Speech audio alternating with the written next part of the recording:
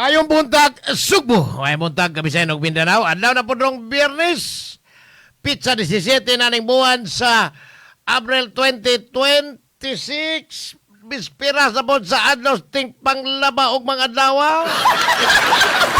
Mga buotang bana, buinas kay sila. Pirting initang panahon dali rang mauga. Naloko na. Apan kung doon na may mga buotang bana nga ugma manglaba, naapoy mga bana nga gikulbaan ang tamas ginhawa. Labi na tong nasabod sa flood control. Naloko na. Pertig yung pagkagrabiha. Karong mga oras ang gikulbaan na sila. Kaya nadakpa na ang chairman sa House Committee on Appropriations sa 20th Congress. Nga si 19th Congress nga si Kongresista Saldico. Kinsa may vice chairman ini si Pedro Caldero. Tayong delikado ha. May butag Metro Cebu, may butag Tibok lalawigan sa Sugbo, hasta mga silingang lalawigan. Good morning lang yun yung tanan, hasta mga silingang nasod. Kantong na ay mga Filipinos abroad, good morning na. Kantong mga nag-ampo nga hidakpan siya. May buntag ninyong tanan, hasta mga Pilipino nga mga Bisaya, apilot, pwedeng Tagalog lang, kasabot mo, okay lang. Basta kay nadakpan na Saldico, murag okay yung kaya. Matay, murag daghang yung ikulbaan ron, tanaw na ako. Daghang ikulbaan! Dito naman, dito hidakpi si Kuana, si Saldico, ang reporter gabi si Bongbong Marcos, ang presidente. Siya ni-report, nahuli na si Kuana.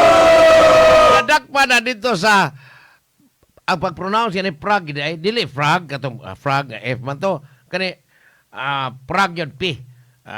Dili bake dito sa kaning Prague ay kapital ni sa Czech Republic, surang masahon na ni kaning Czech Republic naani murag landlock ni sa naay daghan aning mga silingang nasod nga nagpalibot ani unya ang kaning Prague mao ni ang kapital sa Czech Republic.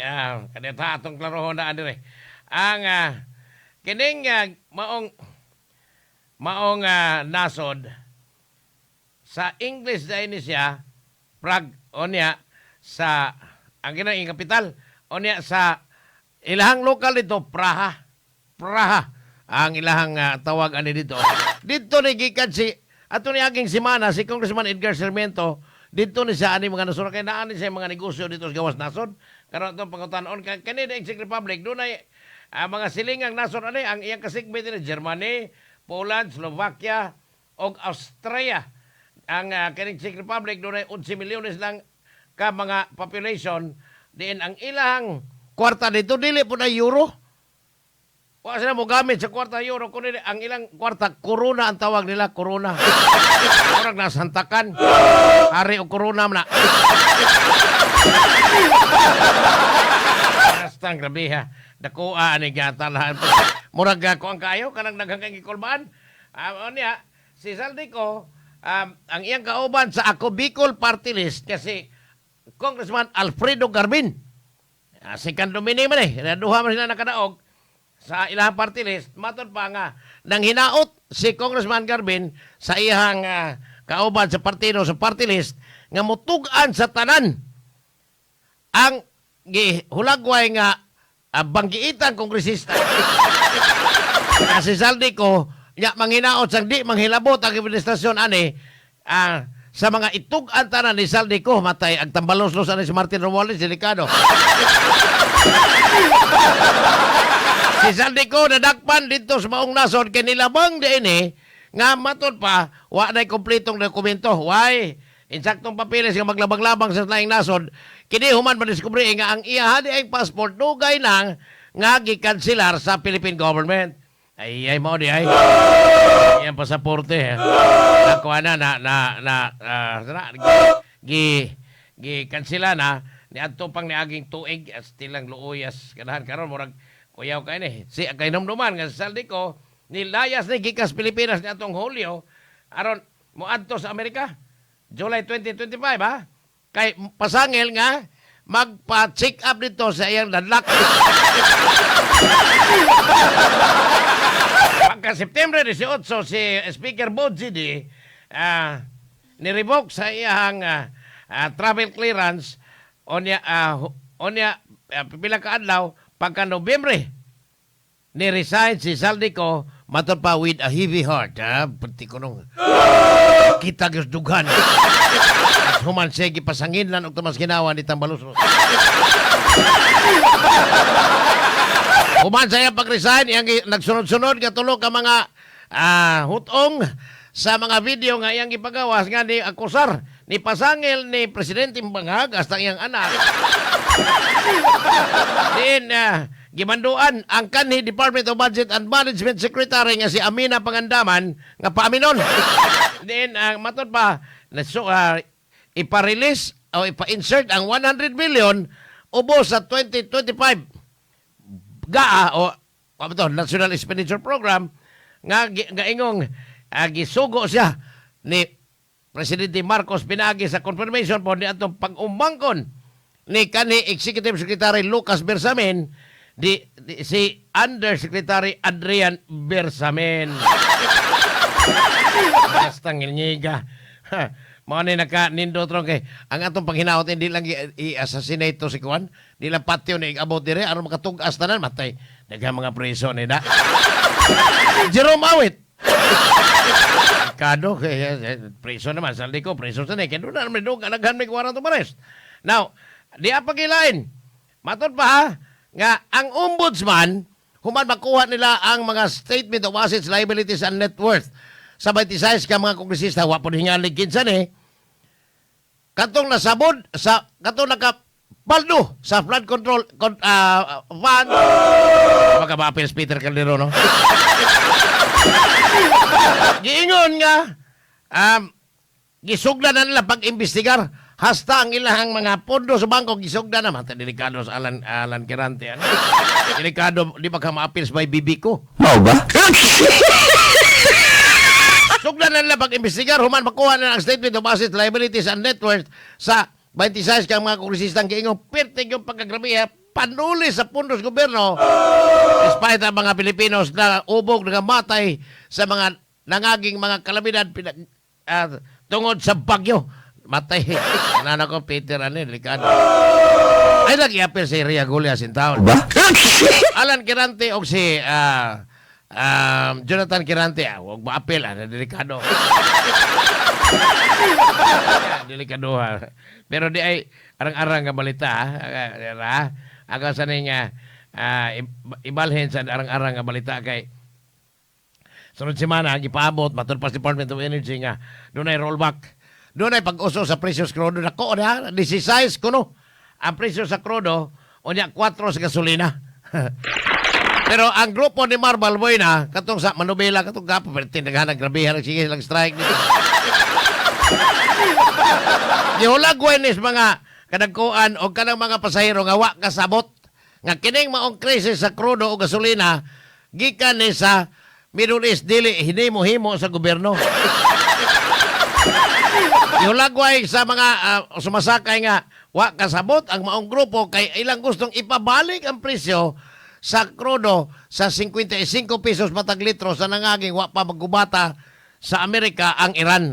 Mao ba? Si Marval Buena nilansan ni pagkasenador ni atong 2025 diin sa 66 ka mga kandidato pagkasenador si Marval Buena ni resulta ika-65 sa second Indot na i-rollback in town. Gamay-gamay na lang. Hindi kayo mabugatan. Pero si Presidente Marcos ni hulagway sa mga kritiko niya. Nga katong giingong nagsigig panaway sa administrasyon kay Wanahimo tungkol na ning grabe ka krisis din na ning presyo sa lana nga perti pagkamahala. Ang iyang nisangko pas pagpanaway. Nga matod pa niya ang katong mga nagsigig tunglo niya nga masakiton siya, mao nang way nahimo sa krisis tungkol sa presyo sa lana. Ipakita na po niya gapon nga nag-alsa-alsa siya bugas pareha sa iyang idol nga si Marojas. Pero Pero 10 kilos naman, yung sakit sa ingong masakiton ko. Kagapon, nag-alsa-alsa o bugas, kauban ni Yormi Cois, ang mayor sa kauluhan nga utropod. Nga murag wasay, utbo. Naloko na. Kaya gihagit ang mga kritiko, kinsa makikinasahig bugas niya tag 10 kilos. Oh. Yan to ni aking simana, ano itong kinumduman, si Bongbong Marcos, nag-jogging dito sa Malacanang grounds, o niya nang hagad pa sa mga kritiko nga mag-Chinese garter sila. Chinese garter, mga pero arita balik tanres lokal, stilan, human atong kontrobersiya sa kuan, sa ACT nga gi basura sa sa basura sa mga konsehal sa Dakbayan sa Sugbo ang accreditation unta para sa kuan kanana resolution unta sa para paghatag og allowance o scholarship program sa ACT o Asian College of Technology nga gipanag-iya ni kanhi kongresista Bibot Abilinosa diha sa Pitos Campus.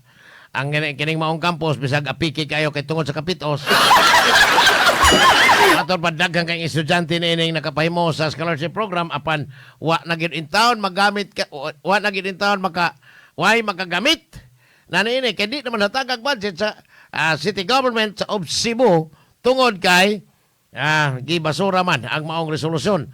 Hinungdan nga ang di ay usa ka murag ambot ug wa ko kasabot aning itsika ni. Ano ba may buot lantugi dito sa konseho? Ang iyang lantugi ningon sa papilio ko sa between diploma o disiplina kay iyang gisite ang mga example sila si Mark Zuckerberg kanang tag-iyas Tesla sa panang ubang mga kuan nga mga school drop out kuno na pero malampuson sa kani-gani si konsehal Attorney Bibs Andales o si Konsehal Mikel Rama, katong anak ni Yawa! Pawa!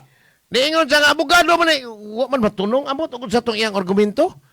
Kining hilag Harold go, mura man wa ba kanay kakaon og butiting bitoko no iyang utok. Iyang kumpara rin do ha. Utok na magkakaog butiting bitoko gid taon ning maong. Konsehal Dakbayan Sugbo samtang si Hari Iran lain po ning iya ha. Niingon siya nga ang ila ko no pag-diskaril sa maong resolution para mo pirma unta og memorandum of agreement ang mayor tali sa tag-iya sa Asian College of Technology baton pang Hari Iran dili to para sa estudyante ang accreditation o compliance kuno sa program requirements sa ACT kini sa Hari Iran otrom sa ni ang iyang barangay hall gibutangan og kanang brodiran sa mga piso kay sugarol min dako. Iba mo ni nag-operate og mga kanang swerte sa Dakbayan Sugbo South. Terus sa ning hanggaw-hanggaw sa ning kanahan porbida. Tanan ako hanggaw-hanggaw sa Hari Iran. O niya mao ni na kontrobersyal nga nahimong pwerte niya panggulipas sa to, pwerte niya pamakat. Naloko na. Dili na iya ingon ang mga konser sa iya kang kapitan mes Kugon Pardo. Iyang usa sa mga staff o sekretary niya na istorya namong Edward Ligas dito usa sa mga hotel dire. Niingon sa ngilngig kay ni si kapitan ay kapitan pa man to. Kay bisag ang among barangay wa gyud intay igong pondo may kin sa juggling of funds. Nga naman sa wa magani supply bond paper kay og naay magpaprinta og kuan mga dokumento wa mi bond paper oy kay gihurot man.